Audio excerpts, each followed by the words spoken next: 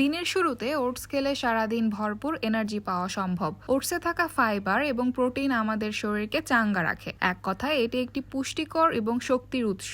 সকালে এক বাটি ওটসের সঙ্গে ড্রাই ফ্রুটস মিশিয়ে খেলে সারাদিন শক্তি পাবেন। চর্বিহীন মাছ, মাংস এবং ডিমের মতো প্রোটিনযুক্ত খাবার শরীরে সঠিক পরিমাণে এনার্জি সরবরাহ করে, তাই মেনুতে এ ধরনের খাবার রাখতে ভুলবেন না। পাশাপাশি প্রতিদিন সঠিক পরিমাণে পানি খাওয়া শরীরকে সুস্থ রাখতে গুরুত্বপূর্ণ, যা শরীরের পানির ঘাটতি পূর্ণ করে এবং আপনাকে সারাদিন চাঙ্গা রাখে। আজকাল বীজ এবং বাদাম খাওয়ার প্রবণতা বাড়ছে, কারণ এরা ওজন কমানোর পাশাপাশি এনার্জির চাহিদা পূরণে সাহায্য করে। আমন্ড, আখরোট, চীনাবাদাম, কাজু, চিয়া সিড এবং তিসির বীজ খেলে আপনি সারাদিন এনার্জিতে পূর্ণ থাকবেন, ফলে কাজের মাঝে ক্লান্তি আসবে না। নিয়মিত কলা খাওয়ার অভ্যাস আপনাকে আরো এনার্জি প্রদান করবে, কারণ এতে প্রচুর ফাইবার থাকে। তবে কলা অতিরিক্ত খেলে অ্যাসিডিটি বা পেটের সমস্যা হতে পারে, তাই অতিরিক্ত কলা খাওয়ায় সতর্ক থাকুন।